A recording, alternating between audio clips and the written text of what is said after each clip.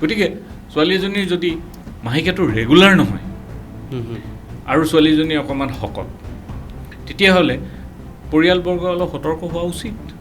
হয় নে নহয় সাৱধান লোৱা উচিত ৰাইট তেতিয়া যদি তেওঁলোকে এটা পৰামৰ্শ লয় যে মোৰ ছোৱালীজনী মেন্সটো ৰেগুলাৰ নহয় বা হেৰি নহয় আৰু তাৰ এক্সেচিভ ৱেইট আছে তাৰোপৰি যদি দেখা পোৱা যায় যে মাক দেউতাক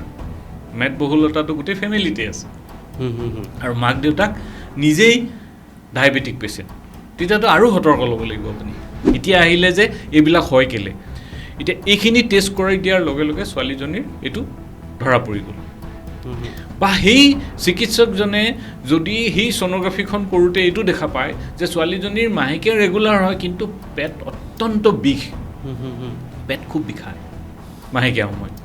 আৰু সেইখিনি সময়ত চাওঁতে যদি দেখা যায় যে অভেৰীটো জৰায়ুতকৈ ডাঙৰ বা অভেৰীটোৰ কাষতে এটা চিষ্ট আছে।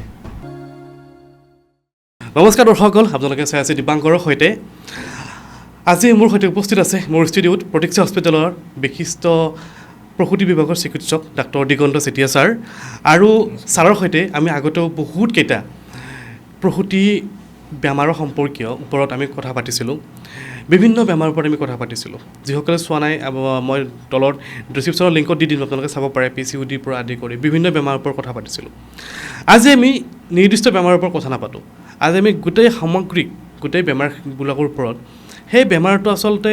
কোনটো ষ্টেজত ধৰা পৰে বা কেতিয়া আমি তাক সজাগতা ল'ব লাগে, আজি সেইবোৰ ওপৰতে আমি কথা পাতিম।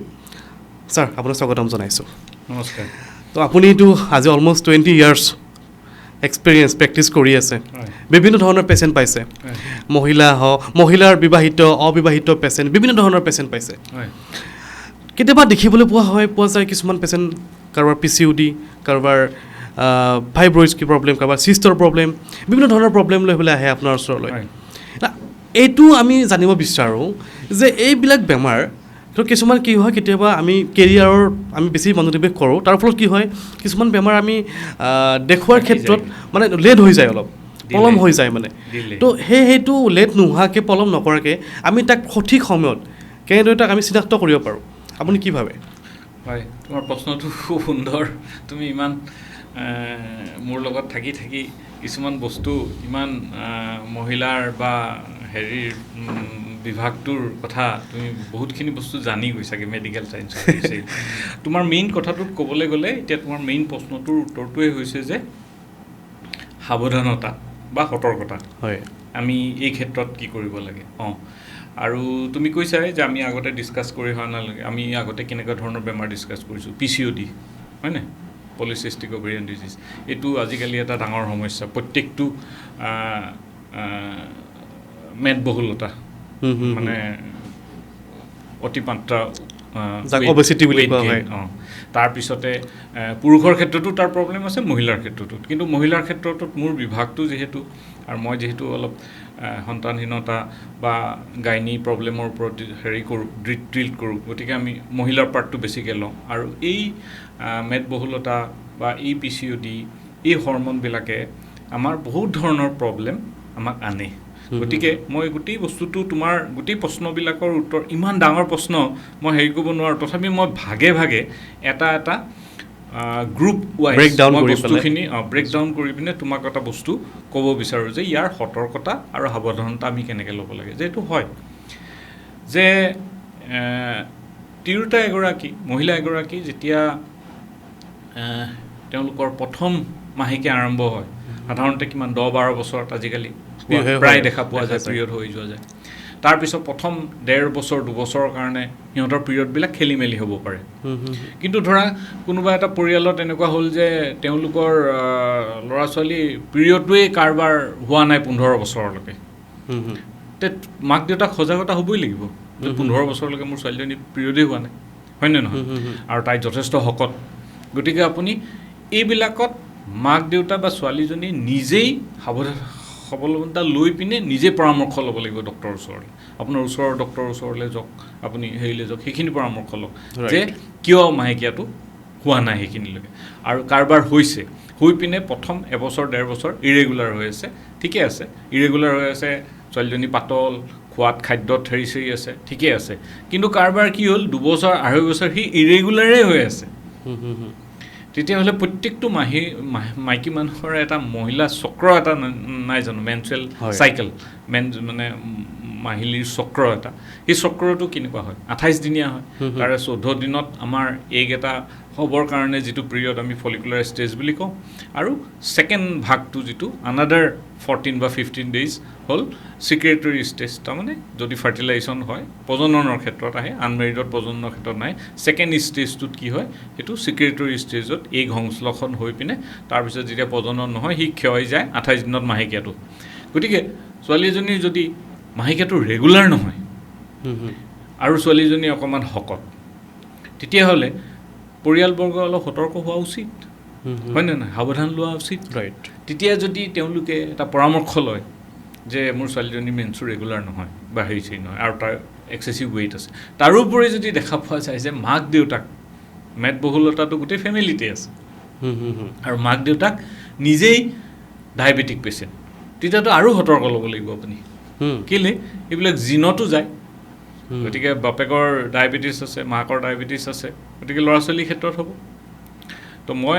ল'ৰাৰ ক্ষেত্ৰত মই কথাটো পটককৈ উনুকিয়াই অনা নাই, কেলৈ ল'ৰাৰ ক্ষেত্ৰত যিহেতু গোটেই প্ৰজননৰ বস্তুটো যিহেতু মহিলা, সেইকাৰণে মই মহিলাৰ ওপৰতে বস্তুটো হেৰি। তেতিয়াহ'লে আপুনি যদি সতৰ্ক হৈ আপুনি যদি ডক্টৰৰ ওচৰলৈ যায়, তেতিয়া ডক্টৰে কি কৰিব যে মাহেকীয়াটো ৰেগুলাৰ হোৱা নাই। এতিয়া আমি এই বস্তুবিলাক খুব সাধাৰণভাৱে বা হেৰিভাৱে আমি নুই কৰি হেৰি কৰিব নালাগে। মই কথাটো কৈছোঁ, যেতিয়া প্ৰব্লেম এটা হৈছে, যেতিয়া বস্তুটোৰ নৰ্মেল ফিজিঅ'লজি নহয়, সি এবনৰ্মেল হয়,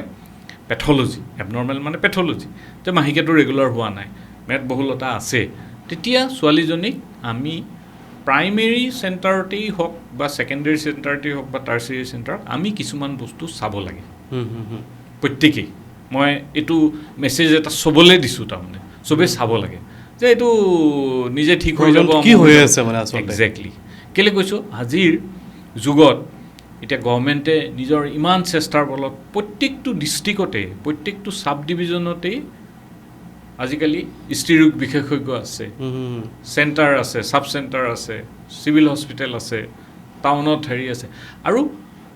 আল্ট্ৰাছ'ন'গ্ৰাফি, আল্ট্ৰাছাউণ্ড মেচিন, যিটোৰ সহায়েৰে আমি এইবিলাক নিৰ্ণয় কৰোঁ, এইটো চবতে এভেইলেবল আছে। যদি আমি ছোৱালীজনীক এটা আল্ট্ৰাছাউণ্ড কৰোঁ, লোৱাৰ এবডমেন আল্ট্ৰাছাউণ্ড, কেলৈ তাই বিবাহিত নহয়, গতিকে আমি তলফালেৰে চাব নোৱাৰোঁ, ট্ৰেন্সভেজেনেল কৰিব নোৱাৰোঁ, এইটো লোৱাৰ এবডমেন। আমি যদি পানী খাই পেটটো ফুলাই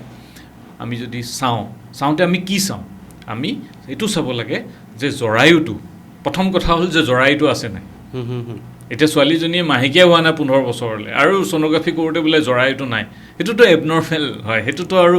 সেইকাৰণে মই কথাটো কৈছোঁ যে এই মাক দেউতাক সতৰ্ক হ'ব লাগিব, ছোৱালী সতৰ্ক হ'ব লাগিব। আৰু আমি কি চাব লাগিব, এটা আল্ট্ৰাছাউণ্ড মেচিন, আল্ট্ৰাছাউণ্ড মেচিনে লোৱাৰ এবডমেন, এখন ছ'ন'গ্ৰাফি য'তেই নাথাকক। মই এই কথাষাৰ কিয় কথাটো কৈ আছোঁ, আপোনালোকে এইবিলাক বস্তু যদি এৰি যায়, যেতিয়া তেওঁ বিয়া পাশত আবদ্ধ হ'ব, যেতিয়া প্ৰব্লেম হ'ব, সেই অৱস্থাত যেতিয়া মোৰলৈ বা মোৰ নিচিনা ডক্টৰৰ ওচৰলৈ যাব, তেতিয়া বহুত লেট হৈ গ'ল আপোনাৰ বস্তুখিনি। সেই সমস্যাটো মানে বহুত বেছি বাঢ়ি থাকিব, হয়নে নহয়? গতিকে মই কৈ আছোঁ, আৰু তাৰ মই বিধানো দিম বস্তুবিলাকৰ। আজি মই কিছু বিধানৰ কথাও, তাৰ মেদবহুলতা আৰু হেৰি বিধানৰ কথাও ক'ম, মই বেলেগ ডিজিজৰ কথা। এতিয়া মই সেই ছোৱালীজনীৰ কথা ক'লোঁ যে তাই গৈ আল্ট্ৰাছাউণ্ড এখন কৰিলে, আল্ট্ৰাছাউণ্ডত তাৰ জৰায়ুটো আছে, মানে জৰায়ু মানে ইউট্ৰাছটো নৰ্মেল চাইজ, ইউট্ৰাছৰ ছাইডতে দুটা সৰু সৰু অভেৰী, যাক আমি কওঁ ডিম্বাশয়, ডিম্ববিলাক য'ত থাকে, তে সেইটো ছ'ন'গ্ৰাফি পিকচাৰখনত সেইটো নিৰ্দিষ্টভাৱে ওলাব লাগিব। গতিকে ওলাবৰ কাৰণে যিজন চিকিৎসকে চাব, তেওঁ দক্ষ হ'ব লাগিব সেই আল্ট্ৰাছাউণ্ড কৰাৰ ফলত, বুজি পালে? এতিয়া সেই দক্ষ চিকিৎসকজনে কি কৰিব, যে ইউট্ৰাছটো চালে ছাইডত দুটা অভেৰী আছে, সেই অভেৰীত পাৰিলে যে তাৰ ভিতৰতো এগ দেখা পাইছে নেকি, তাৰমানে যেনে এগৰ সংখ্যা কিমান। কিন্তু কিছুমান ছোৱালীৰ এনেকুৱা কথা হয় যে সেই ডিম্বাশয়বিলাক ডাঙৰ ডাঙৰ, জৰায়ুৰ সমকক্ষ ডাঙৰ, তেতিয়াহ'লে সি ভাল চাইন নহয়। সদায় জৰায়ুটোৰ আৰু অভেৰীৰ চাইজটো আধা হ'ব লাগে। জৰায়ুটো যদি 2 হয়, অভেৰীটো 1 হ'ব লাগিব, অভেৰীটো 2 হ'ব নোৱাৰে। তাৰমানে অভেৰী যদি মানে ডিম্বাশয়টো আৰু যদি জৰায়ুটো 2 হয়, তাৰমানে অভেৰীটো ডাঙৰ। এতিয়া ডাঙৰ হ'বলৈ হ'লে হয় চিষ্ট হ'ব লাগিব, আৰু নহ'লে কিবা এটা বেমাৰ হ'ব লাগিব। এতিয়া অভেৰী দুটা থাকে, দুটা যদি ডাঙৰ ডাঙৰ হয়, তাৰমানে কিবা বেমাৰ আছে। আৰু আমি এই ছ'ন'গ্ৰাফিটো কৰিবলৈ কিমান খৰচ 1200 টকা 1500 টকা তুমি গোটেইখিনি কথা গম পালো আৰু 2টা বা 3টা ব্লাড টেষ্ট কৰিব লাগে 15 বছৰৰ ওপৰৰ মহিলা মই এইটো চবৰ কাৰণে কৈছোঁ যাৰ 15 বছৰৰ ওপৰৰ যিখিনি ছোৱালী আছে যাৰ মাহেকীয়া সম্পূৰ্ণ নৰ্মেল কোনো ধৰণৰ পেট বিষ নাই কোনো ধৰণৰ সমস্যা নাই সেই ছোৱালীজনীয়ে যদি নকৰে মোৰ ক'বলগীয়া একো নাই কিন্তু তাৰ বাদে যাৰ মাহেকীয়া সময়ত পেট বিষায় যাৰ মাহেকীয়া ইৰেগুলাৰ হয় ৰেগুলাৰ নহয় তেওঁলোকে এই এখন ছ'ন'গ্ৰাফি আৰু ব্লাডৰ 2টা বা 3টা টেষ্ট টেষ্ট বুলি ক'লে কি টেষ্ট আহি পৰে AMH এণ্টি মুলাৰিয়ান হৰম'ন মই আগতেও তোমাৰ বিভিন্ন টপিকত এই হৰম'নৰ বিষয়ে উল্লেখ কৰিছোঁ AMHটো হৈছে ডিম্বাশয়ৰ ডিম্ব য'ত থাকে ডিম্বৰ পৰা নিগৰিত হোৱা ডিম্বৰ কাষত থকা চেলৰ পৰা গ্ৰেনুলোচা চেল বুলি এটা চেল থাকে চেলৰ পৰা নিগৰিত হোৱা এটা হৰম'ন সেই হৰম'নৰ এটা মাত্ৰা আছে নৰ্মেল কেলকুলেশ্যনত মই মাত্ৰাটো কওঁ 2 পৰা 4 হ'লে নৰ্মেল 4 পৰা 6 হ'লে খুবেই ভাল 6 ওপৰত হ'লে PCOD বুলি কওঁ আৰু 2ৰ তলত হ'লে আমি ল' ৰিজাৰ্ভ বুলি কওঁ আৰু যেতিয়া 1 বা 0.5ৰ তলত আহে ভেৰি ল'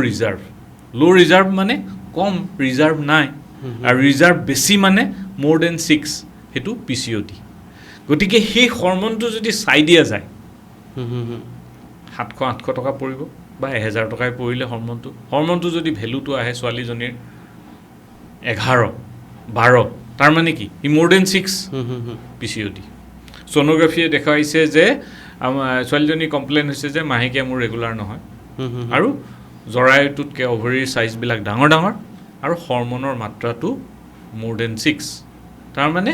এই ছোৱালীজনী PCOD এতিয়া আমি কি কৰিব লাগিব এই ছোৱালীজনীৰ গোটেই সতৰ্কতাবিলাক সেই 15 বছৰৰ পৰা যদি আমি সতৰ্ক হৈ যাওঁ তেতিয়াহ'লে তাই পিছলৈ আমাৰ চেণ্টাৰবিলাকত বা আমাৰ নিচিনা হেৰিবিলাকত দৌৰি ফুৰিবলৈ দৰকাৰ নাই আৰু মাক দেউতাক যেতিয়া সতৰ্ক হ'ল ছোৱালীজনীক যেতিয়া সতৰ্ক কৰি দিলে ছোৱালীজনীও নিজে এলাৰ্ট হৈ গ'ল নহয় জানো যে মোৰ মাহেকীয়া হেৰি নহয় মোৰ এটা কিবা এটা বেমাৰ আছে এইটো জানো এটা আৰ্লি মেছেজ নহয় ৰাইট হে আমি সেই বেমাৰটোকে বাঢ়িবলৈ দি এনেকুৱা সময়ত আহিলোঁ আমাৰ ওচৰলৈ যিটো সময়ত ধৰাচোন অলৰেডি বেমাৰটো 10 বছৰ থিতাপিয়ে লৈ ল'লে ডায়েবেটিছৰ নিচিনাকৈ এতিয়া আহিলে যে এইবিলাক হয় কেলে এনেকুৱা এতিয়া বহুত কষ্ট আহে মই ইমান বিষয়ে এতিয়া সেইটোৰ ওপৰত আগতো মই পাৰ্টিকুলাৰ ছাবজেক্টত কৈছোঁ মই বহুত বহলাই নাযাওঁ এতিয়া এইখিনি টেষ্ট কৰাই দিয়াৰ লগে লগে ছোৱালীজনীৰ এইটো ধৰা পৰি গ'ল বা সেই চিকিৎসকজনে যদি সেই ছ'ন'গ্ৰাফিখন কৰোঁতে এইটো দেখা পায় যে ছোৱালীজনীৰ মাহেকীয়া ৰেগুলাৰ হয় কিন্তু পেট অত্যন্ত বিষ পেট খুব বিষায় মাহেকীয়া সময়ত আৰু সেইখিনি সময়ত চাওঁতে যদি দেখা যায় যে অভেৰীটো জৰায়ুতকৈ ডাঙৰ বা অভেৰীটোৰ কাষতে এটা চিষ্ট আছে আৰু চিষ্ট মানে হৈছে এটা পানীৰ ডোঙা তাৰ চাৰিওফালে এটা কেপচুলেৰে ঘেৰি থাকে সেইকাৰণে তাক চিষ্ট বুলি কয় সেই ভিতৰত থকা পানীখিনি বিভিন্ন তাৰ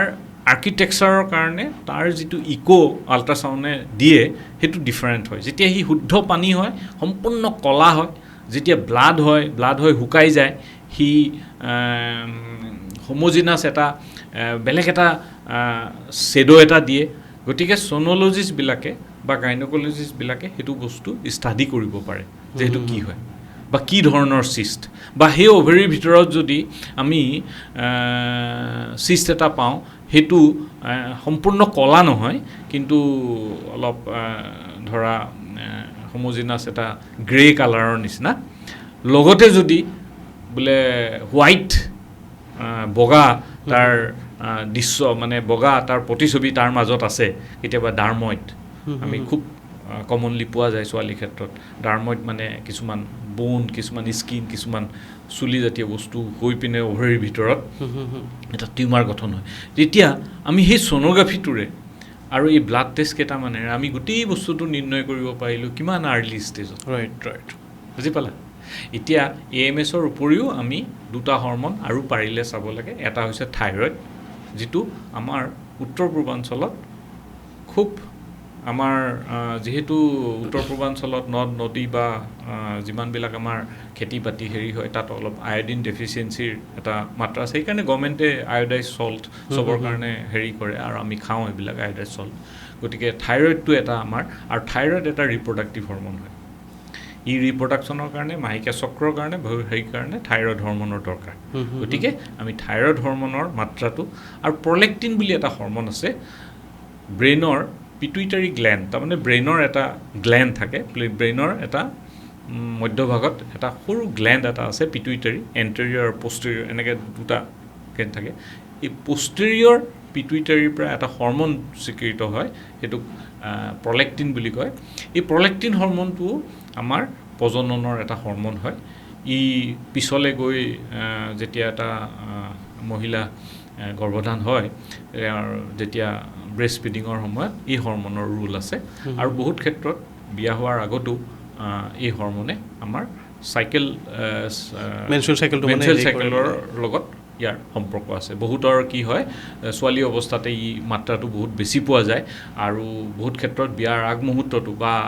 কিছুমান ছোৱালীৰ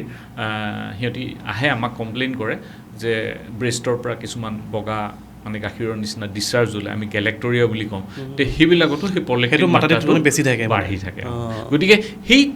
দুটা এতিয়া মই কিটা হৰমনৰ কথা ক'লোঁ থাইৰয়ড প্ৰলেক্টিন আৰু AMS আৰু এখন আল্ট্ৰাছাউণ্ড এই তিনিটা বস্তু কৰিবলৈ তোমাৰ খৰচৰ ভিতৰত পৰিলে ধৰা 1500 3000 টকা এই 3000 টকা লৈ পিনে যদি এজনী ছোৱালীৰ আমি এই গোটেই বস্তুটো যদি আৰ্লি অৱস্থাতেই যদি ধৰা পেলাব পাৰোঁ এই ডাঙৰ এটা হেৰি তাৰপিছত তুমি সাৱধানতা সতৰ্কতা যে কিয় এইটো হৈছে যদি ছোৱালীজনীৰ ডায়েগনচিছ হ'ল PCOD ৰাইট কম বয়সতে ডায়েগনচিছ হ'ল PCOD হয়নে নহয় মেদবহুলতা আছে ফেমিলি হিষ্ট্ৰী ডায়েবেটিছ আছে মাহেকীয়া ইৰেগুলাৰ হয় আৰু ইৰেগুলাৰ হোৱাৰ কাৰণে সেই মাহেকীয়া কেতিয়াবা নহয় হ'লে বহুত দিন অলপকৈ হৈয়ে থাকে হয়নে বিভিন্ন ধৰণৰ সমস্যা তো PCOD ডায়েগনচিছ হ'ল তো PCOD প্ৰথম কথা হ'ল যে মেদবহুলতা যাৰ BMI বেজেল মেটাবলিক ইণ্ডেক্সটো বেছি সেই তিৰোতাজনী বা সেই ছোৱালীজনী আমি সেইটো কমাব লাগিব কমাবলৈ হ'লে তাই এতিয়া কি কৰিছে 15-16 বছৰীয়া ছোৱালী তাৰমানে তাই কি ক্লাছ 7 বা 8 হয়নে তাৰমানে 16 বছৰ মেট্ৰিক দিব 18 বছৰ হাই ছেকেণ্ডেৰী দিব গতিকে 15 বছৰ হ'লে তাই ক্লাছ 9 এতিয়া চাব যে আজিৰ যিটো পৰিৱেশ আজিৰ যিটো ল'ৰা ছোৱালীৰ পৰিৱেশ বা মাক দেউতাকৰ যিটো সঁচাগতা আৰু এখন দেশৰ গঢ়ি উঠাৰ যিটো হেৰি এতিয়া ল'ৰা ছোৱালীবিলাক যথেষ্ট পঢ়াৰ কাৰণে তেওঁলোক বিজি হৈ পৰে এইখিনি সময়ত তেওঁলোকৰ যিটো কৰ্ম যিটো এক্সাৰচাইজ যিটো ৱৰ্কআউট এইবিলাক বস্তু নাথাকে ফলত কি হয় দিনটো পঢ়ি থাকিলে পঢ়া উঠে স্কুলৰ পৰা আহি পিনে আহি চিধা টিউশ্যনলৈ গ'ল টিউশ্যনলৈ আজিকালি কোচিং চেণ্টাৰ আছে কোচিং চেণ্টাৰত গ'ল তাত গ'ল আকৌ ৰাস্তাত যাবলৈ পাওঁতে সিটো খালে অনলাইন অৰ্ডাৰ হৈ থাকে হেৰি চেৰিলৈ মই কাৰো হেৰিক লৈ ক'বলৈ যোৱা নাই কিন্তু এই গোটেই যিটো চক্ৰই তেওঁলোকৰ যিটো বডিত কোনো মেকানিকেল এক্টিভিটি নাই আৰু কি হৈছে অহৰহ আমি এনেকুৱা কিছুমান বস্তু আমি বডিত দিছোঁ যিটোৱে হৰমনখিনি আৰু বিসংগতি কৰি তুলিছে গতিকে তুমি যদি সেই পৰামৰ্শবিলাক সেই অৱস্থাতে যদি দিব পাৰা ৰাইট যেনেকৈ ধৰা যে আমি কাৰ্বছ বেছিকৈ খাব নালাগে কাৰ্বছ মানে কি আহিলে ৰাইচৰ প্ৰডাক্ট আৰু আমাৰ নৰ্থ ইষ্টখন আমাৰ 3টাকে বিহু আছে বিহুৰ গোটেই হেৰিখিনি ৰাইচৰ ওপৰতে পূৰ্বৰ পৰা আমাৰ এইটো ৰাইচ ইটিং কাণ্ট্ৰি হয় কিন্তু সেইখিনি সময়ত আকৌ ৰাইচ খাই পঁইতা ভাত খাই মানুহ হাল বাবলৈ গৈছিলে আজিকালিতো আৰু হাল বোৱা কথা নাই যন্ত্ৰ পাতিৰ আৱিৰ্ভাৱে তোমাৰ কৰ্মশক্তিবিলাক একদম কমাই তুলিছে হয় নে নহয় গতিকে মেদবহুলতাৰ প্ৰব্লেমবিলাক দিনক দিনে বাঢ়ি গৈছে গতিকে আমি নিজে সতৰ্ক হ'ব লাগিব মানে খাদ্য ক্ষেত্ৰত আমি সতৰ্ক হ'ব লাগিব ৰাইচৰ প্ৰডাক্ট মই সেইটোৱে ক'ব বিচাৰিছোঁ তাৰপিছত আহিলে ৰিফাইন ফ্ল'ৰ ময়দাৰ পৰা হোৱা যিমান বস্তু এইবিলাক খোৱা এৰিব লাগিব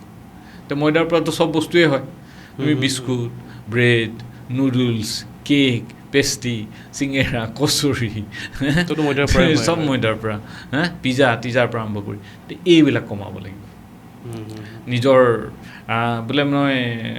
কোচিং চেণ্টাৰত মানে স্কুলৰ পৰা আহি ইমানখিনি পঢ়ি মই আকৌ কোচিং চেণ্টাৰত যাবই লাগিব কেলে কম্পিটিটিভ যুগ হয় এইটো আমি ক'ব নোৱাৰোঁ যে আপোনালোকে এনেকৈ কৰি চাওক মইতো কওঁ যে পাৰিলে কোচিং চেণ্টাৰবিলাকেও তেওঁলোকে এটা এক্সাৰচাইজ মানে জিম এটা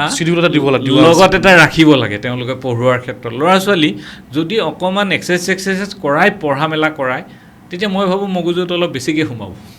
এইটো মোৰ ফালৰ পৰা মই এটা উপদেশ কোনোবা ইনষ্টিটিউশ্যনো যদি কাৰোবাক ইঞ্জিনিয়াৰিঙৰ কাৰণে মেডিকেলৰ কাৰণে বা তেওঁলোকে IASৰ কাৰণে বা হেৰি কৰিছে লগতে এটা এক্সাৰচাইজৰ হেৰিও তাত ৰাখক যে কিছুমান সা সঁজুলি আৰু ল'ৰা ছোৱালীখিনিক এটা ছেশ্যনৰ পঢ়োৱাৰ পিছত যে আপোনালোকে এইখিনি কৰক অলপ ফিজিকেল এক্টিভিটি হৈ থাকে তো মোৰ কথাত গোটেইখিনি ক'বলৈ গ'লে এইটোৱেই যে আমি বহুত ধৰণৰ বেমাৰ বহুত ধৰণৰ হেৰি আগতীয়াকৈ তাক আমি সতৰ্ক হৈ তাক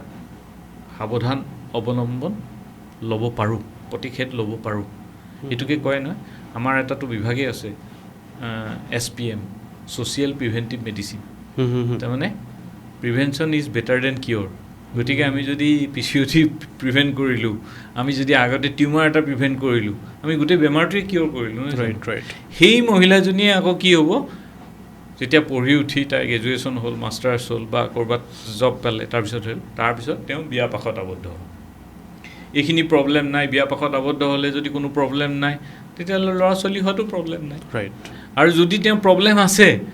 তাৰ সতৰ্কটো আপুনি আগতীয়াকৈ হ'ল তাৰ আগতীয়াকৈ হোৱাৰ পিছত আপোনাৰ ওচৰলৈ যেতিয়া আহিব অহাৰ লগে লগে তুমি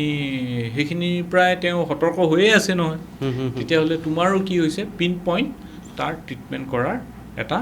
লাইন গুচি যায় বা ধৰা ছোৱালী এজনী মই এনেই কথাটো কৈ আছোঁ ছোৱালীজনী আৰ্লি অৱস্থাতে এণ্ড্ৰমেট্ৰিয়ছিছ চিজ ধৰা পৰিলে এতিয়াতো ক'ব নোৱাৰা PCODও আজিলৈকে এটা কজ ইজ আননোন কিন্তু এনভাইৰমেণ্টেল যিবিলাক কজ আছে যে একজেক্ট কজ ইজ আননোন বাট কথাটো হ'ল এনভাইৰমেণ্টেল যিবিলাক কজ আছে মই যিবিলাক কথা ক'লোঁ যে খাদ্য lake of exercise family history of genetic problems কিছু বস্তুটো আমি আগতীয়াকৈ কাৰেক্ট কৰিব পাৰোঁ হয়নে নহয় তাৰপিছত আহিলে এণ্ড্ৰমেট্ৰিয়ছিছ যিটোক লৈ আমি আগতে ডিছকাছ কৰিছোঁ এইটোত হৈছে মহিলাসকল পেটৰ বিষত থাকিব নোৱাৰে ডিছমেনৰিয়া হয় PCODটো ডিছমেনৰিয়া হয় যিহেতু মাহেকীয়াটো কিছুমানৰ ইৰেগুলাৰ হয় ৰক্তপাত মানে তেজখিনি জৰাইৰ ভিতৰত সোমাই পিনি ওলাব নোৱাৰে তেতিয়া পেটৰ বিষ হয় এতিয়া পেটৰ বিষ হোৱা মানেই এইটো নহয় যে কাৰোবাৰ এণ্ড্ৰমেট্ৰিয়ছিছ হৈছে কিন্তু 100টা ছোৱালীৰ পেটৰ বিষ হ'লে তোমালোকে যদি 100টা ছোৱালী পৰীক্ষাই নকৰা তেতিয়াহ'লে কেনেকৈ গম পাবা যে কোনটো নৰ্মেল কোনটো এবনৰ্মেল গতিকে পেইন হোৱা ছোৱালীজনীক মই ভাবোঁ এখন ছ'ন'গ্ৰাফি আৰু দুটামান টেষ্ট কৰিলে আমি তেওঁৰ বহুত কথা গম পালোঁ আমি অভেৰিটোৰ ৰিজাৰ্ভটো কেনেকুৱা এই গোটেই ৰিজাৰ্ভটোৱে হৈছে মহিলাৰ 15 বছৰৰ পৰা 45 বছৰলৈকে যিটো প্ৰজননৰ শক্তিৰ বয়স সেই শক্তিৰ বয়সৰ গোটেই বিশ্লেষণটো তাতেই দি থৈ দিছে আৰু আমি এইবিলাকত যদি সতৰ্ক হৈ আমি যদি তাক আগতেই ডায়েগন'জ কৰি লওঁ বোলে চকলেট চিষ্ট আছে ছোৱালীজনী 18 বছৰ 20 বছৰ চকলেট চিষ্ট হ'ল মই কালি এজনী ছোৱালী তোমাৰ কি কয় নুমলীগড়ৰ পৰা আহিছে 18 বছৰীয়া ছোৱালী মাক মোৰ হাতত ট্ৰিটমেণ্ট লৈ ছোৱালীজনী হোৱা IVF কৰা এটা আকৌ ছোৱালীজনীৰ এণ্ড্ৰমেট্ৰিয়ছিছ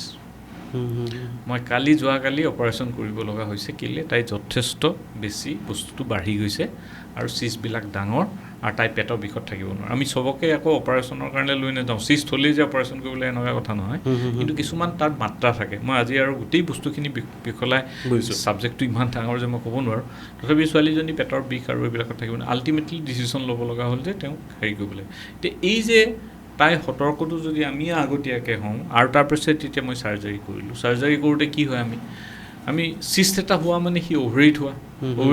অভেৰিটো কি কৈছোঁ ডিম্বাশয় তাত ডিম্ব গঠন হয় আৰু তাত চিষ্ট এটা হোৱাৰ লগে লগে কৈছে সি চিষ্টটোৱে সদায় ডিম্ববিলাকক এই আমাৰ উই পোকে যেনেকৈ বা খাই থাকে যেনেকৈ সি তেনেকৈ ডিম্ববিলাকক খাই দিয়ে হয়নে নহয় গতিকে আমি যিমান সোনকালে তাৰ পৰা আঁতৰাই দিওঁ তাক মোকলাই দিওঁ তাক অভেৰীৰ যিখিনি ভাল টিচু আছে সেইখিনিক আমি উলিয়াই পিনে বাকী বেয়া বস্তুখিনিক অঁতৰাই পিনে তাক যেতিয়া মুকলি কৰি দিওঁ তেতিয়া সি আকৌ ডিম্ব গঠনত হেল্প কৰে কিন্তু পুনৰাবৃত্তি আকৌ বস্তুটো নহ'বলৈ তাৰ প্ৰতিষেধক দি ৰখা হয় কিন্তু গোটেই বস্তুটো তুমি যদি আগতীয়াকৈ জ্ঞাত হৈ যোৱা তেতিয়া তোমাৰ কাৰণে সেইবিলাক প্ৰতিষেধক ল'বলৈ অৱলম্বন ল'বলৈ তুমি আগতীয়াকৈ সতৰ্ক হৈ থাকিলা তো মোৰ মেছেজটো এইটোৱেই যে আমি যিকোনো এটা ডিজিজ আমি কিছুমান সৰু সৰু বস্তু আছে যেনেকৈ মই আল্ট্ৰাছাউণ্ডৰ কথা এটা তোমাক যিটো প্ৰথম ক'লোঁ যে তাৰ উপযোগিতা মানে তাৰ যিখিনি সহায় ফিউচাৰটো বৰ মানে এটা হেৰি কৰি দিয়ে বিশ্লেষণ কৰিব নোৱাৰা এটা মানে ইমান মানে ভাল এটা তাৰ ৰুল আছে যে তাক আমি হেৰি কৰিব খালি কথাটো হ'ল যে সেইটো ক'ত কৰিব লাগে মানুহজন কৰা মানুহজন দক্ষ হয়নে নহয় আৰু তেওঁৰ যিটো ফটো দি পঠিয়ায় মাক দেউতাকে সেইবিলাকো চাব লাগিব যে যিটো ফটো দি থয় বা যিজন ডক্টৰৰ ওচৰলৈ গৈছে সেই ডক্টৰজনে বস্তুটো বুজাই দিব যে এইটো জৰায়ু এইটো অভেৰী এইটো অভেৰী চাইজ এইটো এইখিনি নৰ্মেল আছে তাৰপৰা এইখিনি হৰমন নৰ্মেল আছে গতিকে ছোৱালীজনী নৰ্মেল হ'ল তাৰপিছত সেইটো গ্ৰুপ গ'ল ছেকেণ্ড গ্ৰুপ আহিলে ধৰা তাই PCODও পাৰ হৈ আহিলে ফাইব্ৰইডো পাৰ হৈ আহিলে এণ্ডোমেট্ৰিয়াছিছ পাৰ হৈ আহিলে বিয়া পাশত আবদ্ধ হ'ল বিয়া পাশত আবদ্ধ হৈ এতিয়া বহুতে বিয়া পাশত আবদ্ধ হৈ পিনে এনেকুৱা হয় যে আমি এতিয়া বিয়া হৈছোঁ যে মোৰ মই তুমি মোৰ অভিজ্ঞতাৰ কথা কৈছা মই সেইকাৰণে অভিজ্ঞতাটো শ্বেয়াৰ কৰিছোঁ কাপোৰ পাই থাকে মোৰ আহে মই সেইখিনিহে ক'ব লাগিব তোমাক নহয় জানো বোলে ছাৰ আমি বিয়া হোৱা আজি 5 বছৰ হ'ল আমি প্ৰথম এবছৰ চেষ্টা কৰা নাছিলোঁ তাৰ 4 বছৰ আমি চেষ্টা কৰিলোঁ আৰু 4 বছৰৰ ফলত এতিয়া নোহোৱা দেখি আৰু সিটো মুখত আপোনাৰ কথা গম পালোঁ এতিয়া আপোনাৰ ওচৰলৈ আহিছোঁ এতিয়া মই বহুত ক্ষেত্ৰত ৰাতিপুৱা যেতিয়া ফাইলটোত মই প্ৰথম পেচেণ্টটো চাই পিনে যেতিয়া মই টেষ্টখিনি লিখি দিওঁ বা আগৰ টেষ্টখিনি মই তেওঁ বিভিন্ন জেগাত কৰা বস্তুখিনি ষ্টাডি কৰোঁ আৰু যেতিয়া মই আকৌ টেষ্টখিনি যিখিনি মোক লাগে সেইখিনি কৰি পিনে যেতিয়া মই কৰি পিনে আবেলি সময়ত বহি পিনে যেতিয়া মই চাওঁতে মোৰ বহুত ক্ষেত্ৰত মোৰ মনত কিছুমান বস্তু মোক নিজে এনচাৰ কৰে যে এই কাপোলটোক আমি আগতে কিয় নাপালোঁ বা আগতে কিয় পৰামৰ্শ দিব নোৱাৰিলোঁ ক'ত লেকিং হ'ল আমাৰ মেডিকেল হেৰিত লেকিং হ'ল নে তেওঁলোকৰ এৱাৰনেছ এতিয়া মই কওঁ যে কিছুমান ক্ষেত্ৰত মেডিকেল নেগলিজেঞ্চ আছে মেডিকেল নেগলিজেঞ্চ বুলি নকওঁ এইটো মই মানে ধৰক এই আপোনাৰ চব ঠিকে আছে এতিয়া বিয়া হৈছেহে ধৰক আপোনালোকে এবছৰ 2 বছৰ ট্ৰাই কৰি থাকক তাৰপিছত সেইটো নহয় কেজুৱেল আগতে কিছুমান কিতাপৰ আমি পঢ়ি থাকোঁতে কিতাপৰ হৈ গৈছে যে এটা কাপোলে 35 বছৰৰ তলৰ বিয়া পাতি এবছৰ তেওঁলোকে চেষ্টা কৰাৰ পিছত বিফল হ'লেহে তেওঁলোকে ফাৰ্টিলিটি ডক্টৰৰ ওচৰলৈ যাব সেইবিলাক আজিকালি মোৰ মতে নাখাতে মডাৰ্ণ চায়েন্সবিলাক অলপ বেলেগ ধৰণৰ যিহেতু আপোনাৰ হাতত ইমান গেজেটছ আছে আৰু ইমান বিভিন্ন ধৰণৰ প্ৰব্লেম আছে গতিকে কোনোবাই বিয়া পাতি যে 4 বছৰ 5 বছৰ হ'ব লাগিব 2 বছৰ হ'ব লাগিব এবছৰ হ'ব লাগিব এনেকুৱা কোনো নিশ্চয়তা নাই মোৰ প্ৰথম কথাটো হ'ল যদি কিবা প্ৰব্লেম আছে আৰু যদি প্ৰব্লেম নাইও মই কথাত কৈ আছোঁ কোনোবা এটা কাপোল বিয়াবদ্ধত আবদ্ধ হ'ল প্ৰব্লেম একো নাই আপুনি ডক্টৰৰ ওচৰলৈ গৈ এবাৰ দেখাই লোৱাটোত কি আপত্তিডাল আছে বহুত টকাৰতো কথা নাই ইয়াত মই এইবাৰ কথাটো ক'লোঁ সেই তিৰোতাগৰাকী যিগৰাকী বিয়া পাশত আবদ্ধ হ'ল সেইগৰাকী তিৰোতাক আমি কি কৰিলোঁ প্ৰথম যেনিবা তেওঁ বিয়া পাতিছে ছমাহ গৈছে ছমাহৰ পিছত তেওঁ জানিব বিচাৰিছে যে মই এতিয়া সন্তানলৈ যাম কিন্তু এতিয়া নহয় আমাৰ প্লেন আছে 3 বছৰৰ পিছত কিন্তু মই সম্পূৰ্ণ অ'কে আছোঁ নে নাই বা মোৰ হাজবেণ্ড সম্পূৰ্ণ আছে নে নাই এইটো এটা এৱাৰনেছ নহয় জানো ছোৱালীৰ বিষয়ে যেনেকৈ মই ক'লোঁ তাৰ বিভিন্ন সেই কাপোলটোৰ সেইখিনি এৱাৰনেছ হয়নে নহয় তো মোৰ মতে আহিব লাগে আহিলে কি হয় আমি এটা ছ'ন'গ্ৰাফি কৰোঁ এই ছ'ন'গ্ৰাফিখন সেই মেৰিড টিউটাৰগৰাকী কিন্তু ট্ৰেন্সভেজাইনেল ইয়াত মই আৰু এটা মেছেজ তোমাৰ হেৰি দি দিব বিচাৰোঁ এই ছ'ন'গ্ৰাফিখন মোৰ মতে প্ৰত্যেকজন গাইনকলজিষ্টে জানিব লাগে আৰু পৰাপক্ষত গাইনকলজিষ্টজনেই কৰিব লাগে বা যদি নোৱাৰে ৰেডিঅ'লজিষ্টৰ ওচৰলৈ যদি পঠিওৱা হয় কোনোবা গাইনকলজিষ্ট এজনে সেই ৰেডিঅ'লজিষ্টজনে সেই বিভাগটো মানে ট্ৰেন্সভেজাইনেল কৰাত এক্সপাৰ্ট হ'ব লাগে কেলৈ মই এটা কথাটো কৈ আছোঁ মই ৰেডিঅ'লজি বিভাগৰ মানুহখিনিক মই দুখ দিয়া নাই কেলৈ কৈছোঁ সাধাৰণতে টিউটাৰ ট্ৰেন্সভেজাইনেল ছ'ন'গ্ৰাফি এখনৰ কাৰণে পটককৈ এটা ডিপাৰ্টমেণ্ট যিটো ডিপাৰ্টমেণ্টৰ ডাইৰেক্ট ফিমেলৰ লগত সম্পৰ্ক নাই তেওঁ কৰিবলৈ বেয়া পায় বহুতে আৰু বহুত ডক্টৰে সেইটো প্ৰেছক্ৰাইবে নকৰে তো মোৰ মতে এটা বিবাহিত তিৰোতাৰ যেতিয়া প্ৰজননৰ কথা আহে আমি ট্ৰেন্সভেজাইনেল ছ'ন'গ্ৰাফিৰ অবিহনে আমি একো নিৰ্ণয় বা একো হেৰি ক'ব নোৱাৰোঁ যেতিয়া আমাৰ এইবিলাক সুবিধা আছে আমি তাক কৰিবই লাগিব মোৰ কথাটো গম পালা গতিকে যদি ট্ৰেন্সভেজাইনেল ছ'ন'গ্ৰাফি আমি কৰোঁ সেই তিৰোতাগৰাকী যে 6 মাহ হৈছে তেওঁ এটা প্লেনিঙত যাব যে প্ৰি প্ৰেগনেঞ্চি কাউন্সেলিং কিমান ইম্পৰ্টেণ্ট তুমি চোৱাচোন প্ৰি প্ৰেগনেঞ্চি কাউন্সেলিং কি কৰিব লাগে এখন ট্ৰেন্সভেজাইনেল ছ'ন'গ্ৰাফি টু দ্য ফিমেল তাত কি চাব লাগে জৰায়ুটো ঠিকে আছে নাই অভেৰিকেইটা ঠিকে আছে নাই চিষ্টিছ আছে নে নাই আৰু অভেৰিটোৰ ভিতৰত এগবিলাক আছে নে নাই হৰমন একেই হৰমন মই তোমাক যিখিনি ছোৱালী অৱস্থাত ক'লোঁ AMH থাইৰইড প্ৰলেক্টিন হ'ল হিমোগ্লোবিন চুগাৰ এইবিলাকতো এনেই চব হেৰিতে চাই থাকে আমাক দৰকাৰ নপৰে নৰ্মেল চেকআপতে হৈ থাকে হয় নে তেতিয়াহ'লে 3টা হৰমন চালোঁ এখন ছ'ন'গ্ৰাফি চালোঁ কি গম পালোঁ গোটেই প্ৰজনন কুণ্ডলীখন মহিলাগৰাকী গোটেইখন গম পালোঁ জৰায়ুত কোনো টিউমাৰ নাই জৰায়ুৰ ভিতৰৰ লেয়াৰ চেয়াৰ ঠিকে আছে মাহেকীয়াৰ এটা নিৰ্দিষ্ট সময়ত আহিছিলে মাহেকীয়াটো এটাতো ডাইনেমিক চাইকেল হয় ই ষ্টেটিকটো নহয় আজি মাহেকীয়া 15 দিনৰ দিনা কি পৰিৱেশ থাকিব ইউট্ৰাছৰ গাইনকলজিষ্টজনে জানিবনে ৰেডিঅ'লজিষ্টজনে গাইনকলজিষ্টজনে বেছি জানিব কেলৈ তেওঁৰ এইটো বিভাগেই হয় তেওঁ সেইটোৱে পঢ়ি আহিছে গোটেই এনাটমিৰ পৰা ফিজিঅ'লজিৰ পৰা আৰম্ভ কৰি গোটেই 3টা বছৰ তেওঁ এইটোৱে পঢ়িলে গতিকে গাইনকলজিষ্টজনে যে ছ'ন'গ্ৰাফি কৰিব তেওঁ বেছি পাকৈতলি ক'ব পাৰিব এইটো 15 দিনৰ এইখিনি চব নৰ্মেল এগ চেগবিলাক ঠিকে আছে টিউমাৰ চিমাৰ নাই কোনো চিষ্টিছ নাই পুৰুষজনৰ এটা মাত্ৰ টেষ্ট কি শুক্ৰাণু বিশ্লেষণ বোলে শুক্ৰাণুৰ সংখ্যা ঠিকে আছে গতিশীলতা ঠিকে আছে আকৃতি ঠিকে আছে আপোনালোকৰ ৰিজাৰ্ভ ভাল কোনো ধৰণৰ প্ৰব্লেম আপোনালোকে 2 বছৰ 3 বছৰ চকু মুদি পিছত ট্ৰাই কৰিলে হ'ব এইটো এটা কিমান ডাঙৰ মেছেজ এই পৰিয়ালটোৰ কাৰণে যদি সেইটোৰ পৰা আমি বঞ্চিত হওঁ আৰু আমি যদি এনেই সিফালে ঘূৰি পিনে 4টা বছৰ পাৰ কৰি দিওঁ 5টা বছৰ পাৰ কৰি এইটো ডক্টৰৰ নেগলিজেঞ্চ নহয় আকৌ এইবাৰ আহিলে সেই কাপুলটোৰ নেগলিজেঞ্চ যে আমি বিয়া পাতিছোঁহে এতিয়া চব ঠিকে আছে গতিকে আমি এতিয়া 4-5 বছৰ যেতিয়া 5 বছৰ মূৰত তোমাৰ ওচৰলৈ আহিব দেখিবা যে ইফালে শুক্ৰাণুৰ অৱস্থা নাই ইফালে ডিম্বাণুৰ অৱস্থা নাই ইফালে বাইদেউভাগৰ চিষ্ট আছে ইফালে টিউমাৰ আছে জটিলতা হ'ল নে নাই তুমি টিউমাৰ কাৰণে চাৰ্জাৰী কৰিব লগা হ'ল চিষ্টৰ কাৰণে চাৰ্জাৰী কৰিব লগা হ'ল নহ'লে মেডিচিন দিব লগা হ'ল শুক্ৰাণুৰ কাৰণে মেডিচিন দিব লগা হ'ল তেওঁলোকক আকৌ মিলাব লগা হ'ল দৰৱ খাই আকৌ মিলাই পিনে যদি দৰৱত নিমিলে তেতিয়া কি কৰিব লাগিব তুমি আকৌ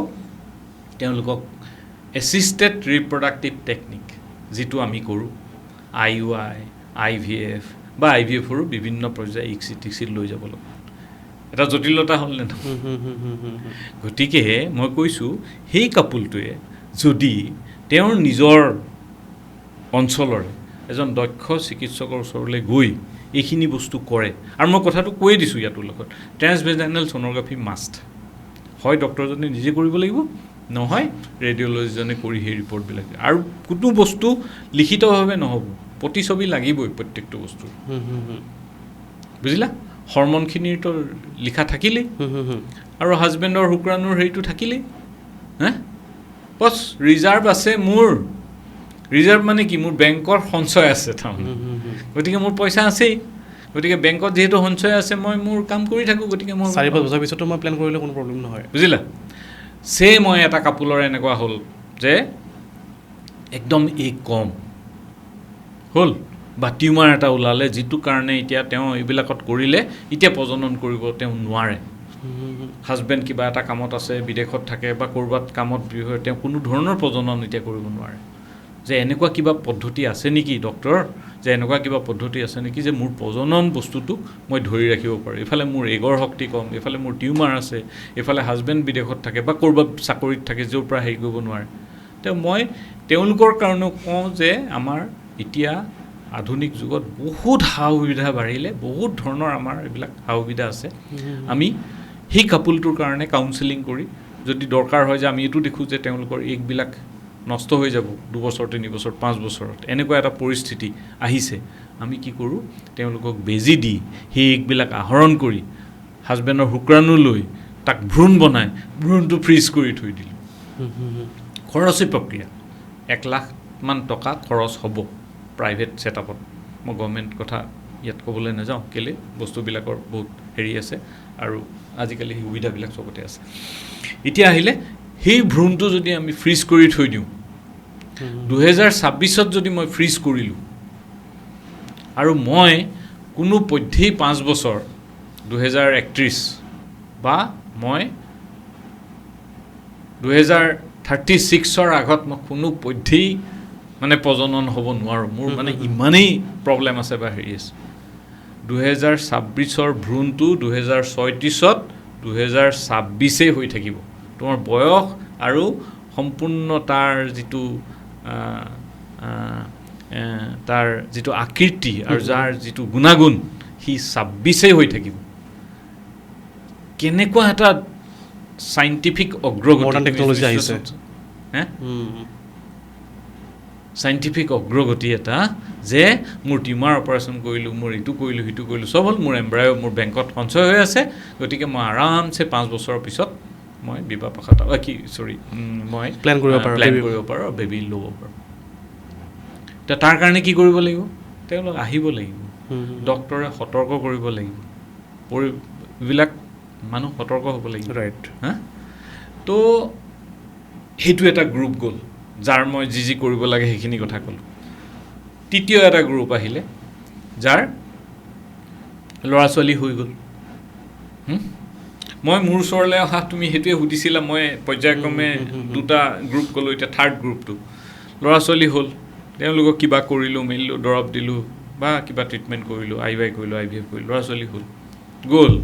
ল'ৰা ছোৱালীৰ লগত লাগি পিনে 10 বছৰ খবৰে নাই মানুহজনৰ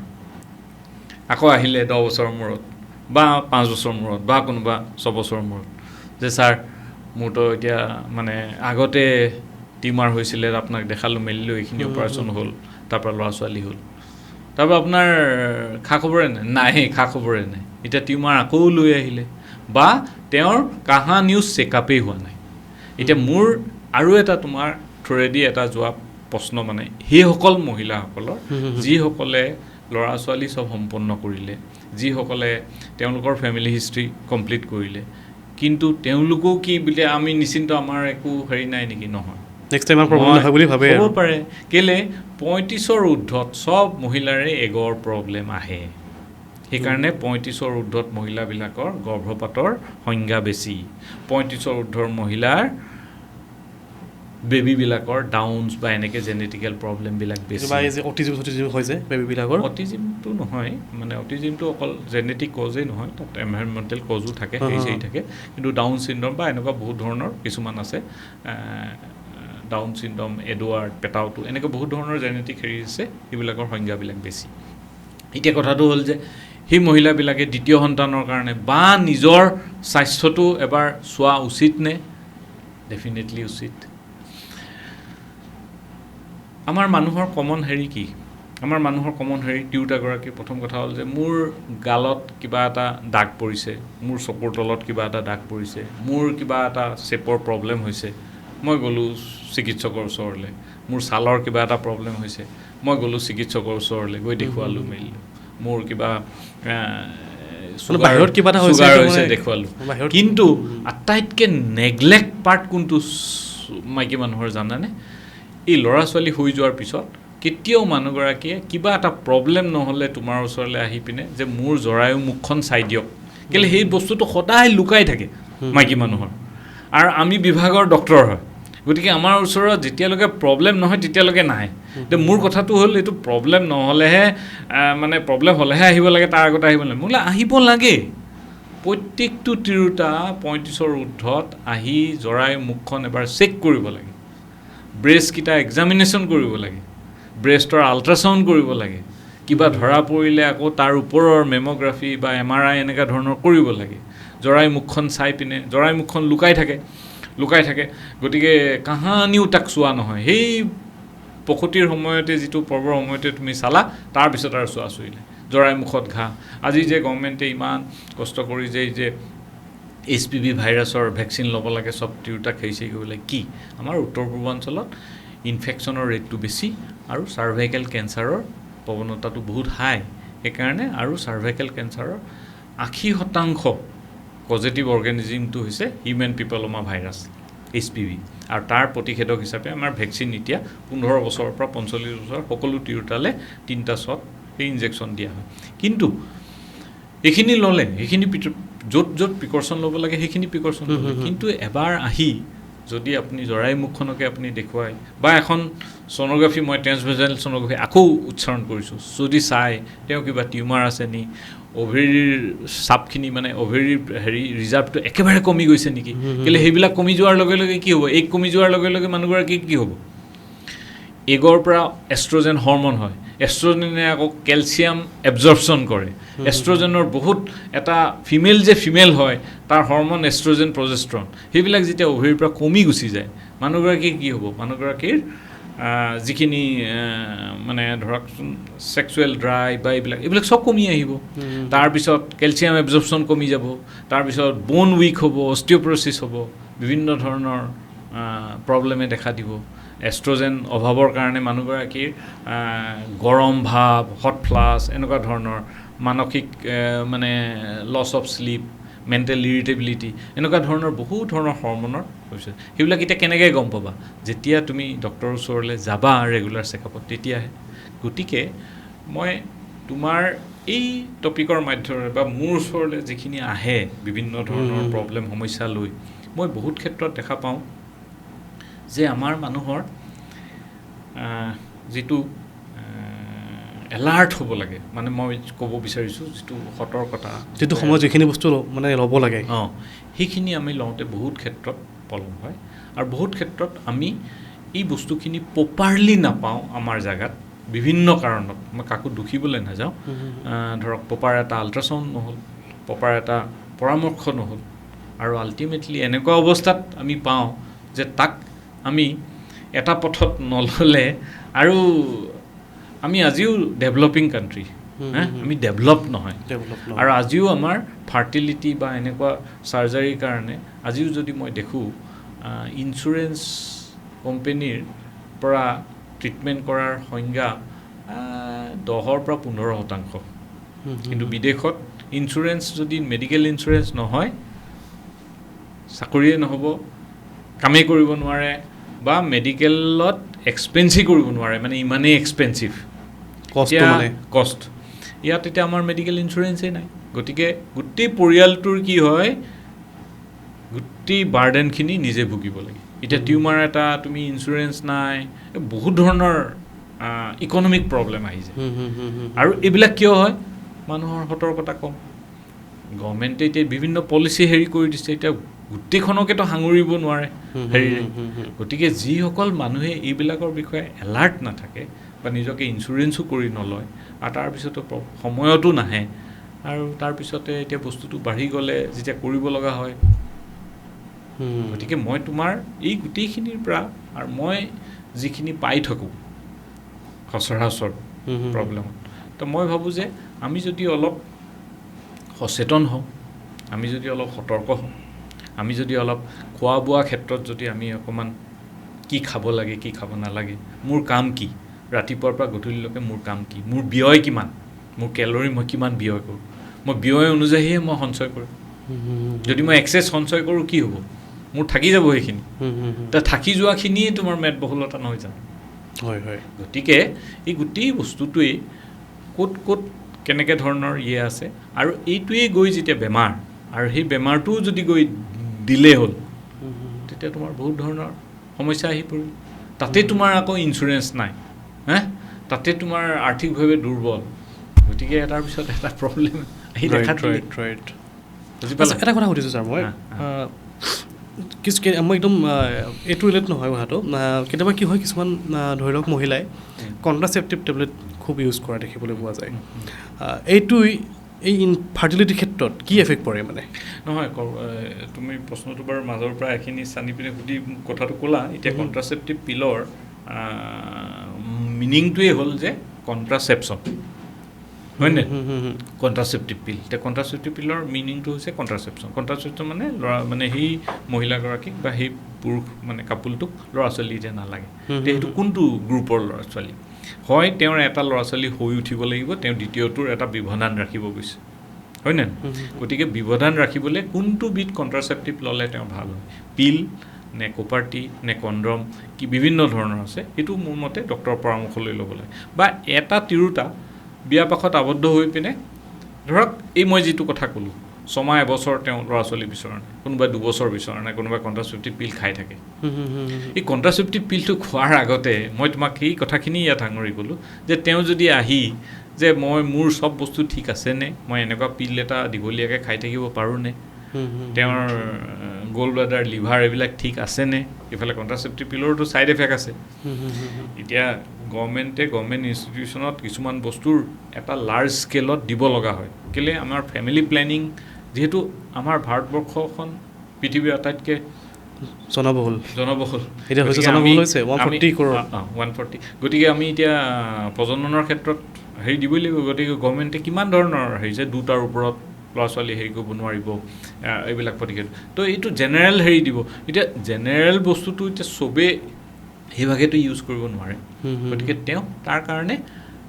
পৰামৰ্শ ল'ব লাগিব। পৰামৰ্শ ল'বলৈ আটাইতকৈ সুবিধা কোন আছে? ডক্টৰ আপোনাৰ ঘৰৰ দুৱাৰ মুখতে আছে, আপুনি গৈ সোধক যে আমি কেনেকৈ ল'ব, আৰু তেওঁ যদি নিজকে পৰীক্ষা নিৰীক্ষা কৰাই বোলে আমি 6 মাহৰ কাৰণে ল'ব, এতিয়া কোনবিধ মেডিচিন ল'ব, কেনেকৈ ল'ব। বোলে মানে বিয়াৰ পিছতে মানে প্ৰি প্ৰেগনেঞ্চি কাউন্সেলিংটো খুবেই ইম্পৰ্টেণ্ট, মানে খুব ইম্পৰ্টেণ্ট। ছোৱালীৰ কাৰণে কি ইম্পৰ্টেণ্ট মই ক'লোঁ, বিয়া হোৱা মতা মানুহজনীৰ কাৰণে কি বহুত ধৰণত এনেকুৱা হৈছে, এটা কাপোল আহিছে মোৰ ওচৰলৈ বা এজন পুৰুষ আহিছে মোৰ ওচৰলৈ, তেওঁ কি হ'ল, পুৰুষ লাজতে তেওঁ কাহানিও কোৱা নাই যে তেওঁৰ অংগাশয়কেইটা আমাৰ তলত থাকে, দুটা টেষ্টিকুলছ, তাৰ পৰা আমাৰ পেনিছ থাকে, নহয় জানো? ল'ৰাজনৰ অংগাশয়কেইটা তলত নাই, সেইকেইটা পেটৰ ভিতৰত আছে। সেইটো এটা এবনৰ্মেল আনডিচেণ্ডেড টেষ্টিছ বুলি কয়। বিয়া উঠি যেতিয়া ল'ৰা ছোৱালী হোৱা নাই তেতিয়া আহোঁতে সেইটো বস্তু ডায়েগনচিছ, তাৰমানে সেইটো ক'ত সতৰ্কতা থাকিল, ক'ত মানে হেৰি হ'ল, এইটোতো বিয়া পতাৰ আগতেই বস্তু গ'ল। তাৰমানে অংগাশয়কেইটা পেটৰ ভিতৰত আছে, ইংগুইনেল কেনেল বা সেইটো আনডিচেণ্ডেড বুলি কয়, তলে নাই। সেইটো এটা বেমাৰ, আৰু সেইটো ডায়েগনচিছ আগতে হ'ব লাগে, সৰুতে হ'ব লাগে। এইটো মাক দেউতাকেই চাব লাগে যে ল'ৰাটো জন্ম হৈ পিনে টেষ্টিকুলৰ হেৰিকেইটা নাই। সেইটো জন্ম হোৱাৰ পিছত কিমান দিনৰ ভিতৰত সেই বস্তুটো আহিবই লাগিব, থাকিবই লাগিব। সেইটো নাথাকিলে সেইটো এবনৰ্মেল, গতিকে তাৰ ট্ৰিটমেণ্টটো সৰুৰ পৰাই ল'ব লাগিব। সি প্ৰজননৰ পিছত আহি পিনে যদি সেইটো ডায়েগনচিছ হয়, তুমি ভাবি চোৱা যে কিমান ধৰণৰ হেৰি হ'ব পাৰে। ৰাইট, আপুনি মানুহ সতৰ্ক হ'বই লাগিব। আপুনি আৰু মই এটা কথা উল্লেখ কৰিছিলোঁ যে আপুনি এগৰাকী ছোৱালীৰ অপাৰেশ্যন কৰিলে হেৰিৰ কাৰণে, এণ্ড্ৰমেট্ৰিচিছ বা চিষ্টৰ কাৰণে। এতিয়া সেই তেনেকুৱা ধৰণৰ যদি চাৰ্জাৰী হয়, পিছত সেইগৰাকী ছোৱালীয়ে বিয়া হোৱাৰ পিছত মাতৃত্ব ল'ব পাৰে নোৱাৰে? পাৰিব। সেইকাৰণেতো মই কথাটো কৈছোঁ, প্ৰথম কথা হ'ল সতৰ্ক হ'ল, জানিলে, কাউন্সেলিং হ'ল, আৰু চাৰ্জাৰীটো এটা প্ৰত্যেকটো চিষ্টতে চাৰ্জাৰী নহয়। সেই ছোৱালীজনীৰ সেইটো এটা পৰ্যায়লৈকে গুচি গ'ল যে য'তটোত নকৰিলে নহয়, মানে বিষত থাকে, মানে পেইনটো তেওঁৰ চাইজ পেইন এইবিলাক, নহ'লে ভিতৰতো ৰাপচাৰ হ'ব, হেৰি হ'ব। এতিয়া কি হ'ল, সেইটো লোৱাৰ লগে লগে আমি যিহেতু আমাৰ মেইন ছাবজেক্টটোৱে হৈছে ফাৰ্টিলিটি, গতিকে আমি চাৰ্জাৰীটো কৰোঁতেও সেই অভাৰীটোৰ ওপৰত পূৰা আমি এইটো মানে হেৰি অৱলম্বন কৰোঁ যে আমি পৰাপক্ষত তাৰ অভাৰীটোৰ নৰ্মেল টিচুবিলাক আমি এফেক্ট নকৰোঁ। গোটেই বেমাৰটো আঁতৰাৰ পিছত আমি তেওঁক যিমান পাৰোঁ তেওঁৰ অভাৰীটো প্ৰিজাৰ্ভ ৰাখোঁ। তাৰ পৰা এডহেশ্যন নহ'বৰ কাৰণে আমি পেটৰ ভিতৰত কিছুমান এডহেশ্যন বেৰিয়াৰ দিওঁ, ইণ্টাৰচিড বুলি পোৱা যায়, জনচন কোম্পেনীৰ, যথেষ্ট দামী হয়। এই হেৰি লাইট আছে যে তোমাৰ, আমি যে পাম্প মাৰি যে লাইটটো জ্বলাই, কি যে মেন্থল এটা লাইট আছে যে গাঁৱত আগতে সৰুতে আমি সেই তাৰ যিটো আঁঠুৱাৰ ৰছীটোৰ নিচিনা হেৰি থকা, সেই তেনেকুৱা সৰু এডোখৰ পিচ এটা জনচনে সেইটো এটা টুকুৰা কাপোৰ আমি পেটৰ ভিতৰত সোমোৱাই দিওঁ, সোমোৱাই পিনে জৰায়ুটোৱে আৰু খাদ্যনলীৰ মাজত আমি সেই তলৰ তাত প্লেচ কৰি দিওঁ, যাতে ইটোৱে সিটো আঠা লাগি নাযায়। টিউবে আৰু হেৰিয়ে অপাৰেশ্যনটোৰ পিছত যাতে বস্তুটো কেলৈ কমপ্লিট বস্তুটো ষ্ট্ৰাকচাৰ ফ্ৰী হৈ থাকিব লাগিব, তেতিয়া আমি সেই অপাৰেশ্যনটো কৰি চিষ্টটো আঁতৰাই সেই তেনেকুৱা জাতীয় এডহেচিভ প্ৰিভেনশ্যনৰ কাৰণে আমি সেইবিলাক অৱলম্বন কৰোঁ। তাৰপিছতে আমি কি কৰোঁ, মেডিকেল থেৰাপি। চাৰ্জাৰীৰ পিছত আকৌ কিছুমান আমি ইনজেকশ্যন বা টেবলেট দিওঁ যাতে সূক্ষ্ম যিখিনি বস্তু চাৰ্জাৰীয়ে আনিব নোৱাৰি বা ৰক্তপ্ৰবাহ নলীৰ ওপৰত হোৱা বা খাদ্যনলী বা মূল্যদ্বাৰৰ ওপৰত হোৱা কিছুমান বস্তু সেইবিলাক আমি ইনজেকশ্যনেৰে বস্তুবিলাক বহাই দিওঁ তাৰপিছতে আমি ৰেগুলাৰ এটা চেকআপত তেওঁলোকক মাতি থাকোঁ আৰু পৰিয়ালৰ বা ছোৱালীজনীক আমি এনেকুৱা হেৰি কৰি আহোঁ যে তুমি কেৰিয়াৰিষ্টিক কৰি তুমি একেবাৰে 30 ক্ৰছ নকৰিবা আৰু মানে হেৰি নকৰিবা তুমি পাৰিলে 25তেই হওক 27তেই হওক 28তেই হওক বিয়া পাশত আবদ্ধ হৈ যাব তে এইখিনি তুমি কেনেকৈ গম পালা তোমাৰ ওচৰলৈ আহিব লাগিব এতিয়া তাই প্ৰব্লেম লৈ আহিছিলে কাৰণে এইখিনি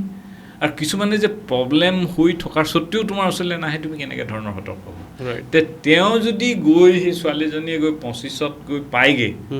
তেতিয়ালৈকেতো বহুতেই অনিষ্ট হৈ গ'ল মই কৈছোঁৱেই নহয় যে উই পোকৰ নিচিনা খাই গোটেই হেৰিটোৱে নষ্ট কৰি পেলালে তে কি উপায় আছে তেওঁলোকৰ কাৰণে গোটেই অভেৰিটোৱে নষ্ট হৈ গ'ল তেতিয়া কেনেকৈ ল'ৰা ছোৱালী হ'ব আকৌ বেলেগৰ এগ লোৱা বেলেগৰ এগটোক আমি কি ডনৰ এগ বিয়াপাশৰ পিছত হাজবেণ্ডৰ শুক্ৰাণু ভ্ৰূণ বনালা দিলা তাৰমানে তেওঁ নিজৰ এগ নাইকিয়া হ'ল হৈছিল তো এই জটিলতাৰ পৰা জটিলতা বাঢ়ি যাব তেতিয়া এগৰাকী মহিলাৰ কাৰণে প্ৰেগনেঞ্চিৰ যিটো তেওঁ প্লেন কৰিব আইডিয়েল এজ যিটো আপোনালোকৰ একদম চাইণ্টিফিকেলি আপোনাৰ অভিজ্ঞতাৰ পৰা কোনটো বয়স একদম আইডিয়েল এজ বুলি ভাবে আপুনি সেইটোৱে মই কৈছোঁ আগৰ দিনৰ বস্তুবিলাকত তেনেকুৱা ধৰণৰ আছিলে যে আইডিয়েল এজ যেনেকৈ মই তোমাক কৈছিলোঁ যে বিয়া পাশত আবদ্ধ হ'ল 30ৰ তলৰ কোনোবা মহিলা এবছৰলৈকে তেওঁলোকে মানে বিচাৰিছে বাচ্চা এবছৰলৈকে ট্ৰাই কৰিছে নহৈছে তাৰপিছত আহিছে এনেকুৱা ধৰণৰ কথিত কিতাপৰ লেংগুৱেজ আজিকালি নাই মানে বিবাহৰ পৰা নহয় বিবাহৰ পৰা মানে আজি বিবাহ হ'ল সেইটো বাৰু বুজি পাইছোঁ সেই মহিলাগৰাকী এজটোৰ পৰা হয় তাৰমানে কি হৈ চোৱা সাধাৰণতে এটা নৰ্মেল হেৰিত আমাৰ 20s তাৰমানে টিল 30 আমাৰ এগবিলাক ভাল হৈ থাকে অ'কে এগৰাকী মহিলাৰ 30 বছৰ বয়সলৈকে পূৰা একদম হেল্থি হৈ থাকে মানে ভাল হৈ থাকে অ'কে 30-32ৰ পৰা এগবিলাক লাহে লাহে ৰিজাৰ্ভবিলাক কমিবলৈ যায় এনেই ৰিজাৰ্ভ কমে একদম জন্ম হোৱাৰ পৰাই ছোৱালী এজনীৰ কিন্তু মই হেল্ডি এগৰ কথা কৈ আছোঁ যে হেল্ডি এগবিলাক লাহে লাহে কমিবলৈ ধৰে 32-33 বয়সৰ পৰা 35ৰ পিছত ই দ্ৰুতৰ গতিত কমিবলৈ ধৰে আৰু মাজে মাজে 35ৰ পিছত যিখিনি ডিম্ব থাকি যায় সেইবিলাকত জেনেটিক ত্ৰুটি বেছি পোৱা যায় এই এগবিলাকতো এটা বেটছত ওলাই আহে না প্ৰত্যেকটো মাহত 35ৰ ঊৰ্ধত কি হয় সেই ওলাই অহা বেটছটোৰ ভিতৰত বহুত বেয়া এগ ওলাই আহে আৰু সেই বেয়া এগটোৰ লগত যদি শুক্ৰাণু জইন হয় তেতিয়া কি হ'ব তাৰ বেয়া জিনটো তাত গুচি যোৱাৰ লগে লগে সেই জিনটোৰ যিটো ভ্ৰূণ হ'ব সেইটো হেৰি হয় সি গৰ্ভপাত হ'ব নহয় সি গুচি যাবগৈ গুচি গৈ পিনে এই আমাৰ আকৌ বিশেষজ্ঞই চেকআপ কৰি থাকোঁতে সিটো টেষ্টৰ পৰা ডিটেকশ্যন হৈ পিনে বোলে এইটো বেয়া এইটো লৈ যাব নোৱাৰে তাক আকৌ এবৰ্চন হ'ব আগতে সেইবিলাক সুবিধা নাছিলে কাৰণে কি হৈছিলে সেইখিনি যিখিনি এবৰ্চন হ'ল আৰু যিখিনি পাৰ হৈ গুচি গ'ল সি গৈ যেতিয়া জন্ম পালে পেপাৰত ওলাই নহয় এই যে বোলে আমুকৰ ঘৰত এটা বেবী জন্ম হৈছে মাথা 3টা বোলে একেবাৰে হেৰি দেৱতা আহিছে গণেশৰ নিচিনা বোলে একদম মাথাটো হৈছিল এইবিলাক কনজেনিটেল এনমেলি হয় তাৰমানে বুজি পাইছানে তাৰমানে সেইবিলাক ডিটেকশ্যন নহ'ল সেইকাৰণে আগৰ দিনত তুমি চাবাচোন মানে ডাউন চিণ্ড্ৰম এই যে লেলাৱতি ওলাই থকা IQ কম গাঁৱে দেখিবলৈ পোৱা যায় আজিকালি পোৱা যায় জানো আজিকালি সেইটো ফেইলাৰ তাৰমানে এইটো যদি কেনেবাকৈ এটা ডাউনছ বেবী ডেলিভাৰী হ'বলৈ হয় আজিকালি এইটো এটা মানে মেডিকেল চায়েন্স তাত মানে বহুতখিনি ত্ৰুটি আছে তাত বহুতখিনি আমাৰ মিছ হৈ গৈছে হ'ব নোৱাৰে কোনো পদ্ধতি তাৰমানে বুজি পালানে কথাটো মই মানে বৰ বেছি বিশ্লেষণত নাযাওঁ কিন্তু কোনো পধ্যে এটা ডাউনছ ওলাই যাব নোৱাৰে আজিৰ দিনত বুজি পালা সিমানখিনিলৈকে চায়েন্স গৈছে আৰু চব তোমাৰ যন্ত্ৰপাতি আছে খালি চাওঁতাজন দক্ষ হেৰিজন সেইকাৰণে আজিকালি এতিয়া আল্ট্ৰাচাউণ্ডৰো মই এটা আজি চাগে বহুত দীঘলীয়া হৈ যাব টপিকটো আৰু বড়ো মই ভাবোঁ যে আজিকালি যিটো প্ৰসূতিৰ যিখিনি আল্ট্ৰাছ'ন'গ্ৰাফি যিখিনি এতিয়া ৰেডিঅ'লজিষ্টে কৰে আজি ৰেডিঅ'লজিষ্টৰো ফিটেল মেডিচিন অকল ফিটাছটোক ষ্টাডি কৰিবৰ কাৰণেই আকৌ এক্সট্ৰা এটা ৰেডিঅ'লজিষ্টজনে গাইনকলজিষ্টজনে বা এক্সট্ৰা এটা ছাবজেক্ট পঢ়ি আজিকালি ছ'ন'গ্ৰাফি কৰিব লগা। তাৰমানে পেটৰ ভিতৰতো যদি কিবা অপাৰেশ্যন লাগে প্ৰেগনেঞ্চি অৱস্থাত বা তাৰ এবনৰ্মেল কিবা প্ৰব্লেম হৈছে এইটো ডায়েগন'চিছ কৰাত এভৰিথিং এতিয়া মানে বস্তুটো ছুপাৰ স্পেচিয়েলিটি বোলে সেইটোতো হয়েই ছ'ন'লজিষ্টজনতো হয়েই এজন ৰেডিঅ'লজিষ্ট তেওঁ তাৰ উপৰিও তেওঁ ফিটেল মেডিচিন পঢ়িব লাগিব বা ফ্ৰণ্টটো ষ্টাডি কৰিব পাৰিব লাগিব পূৰা। অ'কে, ভাল লাগিলে কথা পাতি ছাৰ, আজি যথেষ্টখিনি কথা জানিব পাৰিছোঁ। মই ভাবোঁ আজি এই কথাখিনিয়ে বহুতৰে মনত যিবিলাক শংকা আছিলে আৰু যিবিলাক কথা আপোনালোকে ক'তো শুনিবলৈ নাপায় বা আপোনালোকে নিজে সুধিব গ'লেও কেতিয়াবা ধৰি লওক আপোনালোকে নাপায় সেনেকুৱা কথা শুনিবৰ কাৰণে, মই ভাবোঁ আপোনালোকে আজি এইখিনি কথাই আপোনালোকৰ বহুতখিনি চিন্তা দূৰ কৰিব বুলি মই ভাবোঁ। আৰু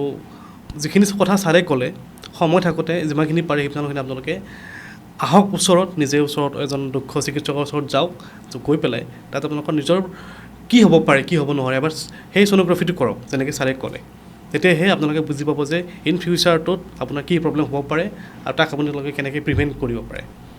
ধন্যবাদ ছাৰ, বহুত বহুত ভাল লাগিলে কথা পাতি। আৰু সেই টপিকটোৱে মই ভাবোঁ আমাৰ সকলো মহিলাখিনিৰ কাৰণে বিশেষকৈ বহুতখিনিয়ে তেওঁৰ জীৱনটো সলনি কৰা বুলি মই ভাবোঁ। এই টপিক মহিলাই পুৰুষৰ ক্ষেত্ৰত মই ক'লোৱেই যে